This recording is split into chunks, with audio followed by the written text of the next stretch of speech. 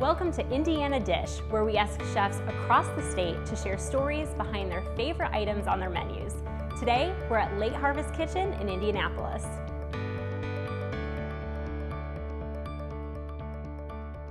It's every chef's goal to have their own restaurant, and opening Late Harvest Kitchen was always a dream of mine. My version of a perfect neighborhood restaurant.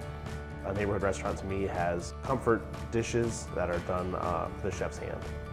I would be characterized as a chef that has bold and hearty flavors. I feel that things taste best when they're at the peak of their powers.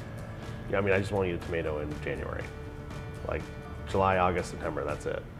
So I think that when you have ingredients that are at the peak of their powers and that are handled respectfully by chefs and cooks, that's the best scenario. With jalapeno fries.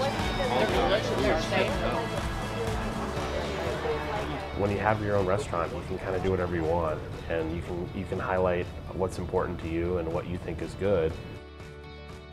A favorite dish in our family growing up was my grandmother's pork cutlet dish, and it was one of those dishes that every time we visited she would make. It's a dish that we've had for years and years. I found out years and years later that the pork cutlets were indeed pork cheeks. I had pork cheeks in a restaurant, and I'm like, these are my grandma's pork cutlets. I thought it was interesting, and I thought it really spoke to like a sense of place and where they were from, and that my grandfather was a meat packer, and of course pork cheeks are available at the grocery store in a meat packing town. We just put them in a pan, in a hot pan, and put a sear on them. We place them in a large pan with mirepoix vegetables, carrot, celery, onion, a little bit of garlic, rosemary, red wine, and some stock, and we braise it for about 4 or 5 hours. There's a sense of comfort in any braised dish. So we use risotto with a little bit of tomato jam. It's such a rich, flavored dish that the cut itself is beef-like. To me, they taste like little mini pot roasts. And then a pine nut remoulade, which is baked Parmesan cheese and croutons and pine nuts and herbs. I don't cook lightly. Everything is kind of hearty, so I put a lot of food on the plate.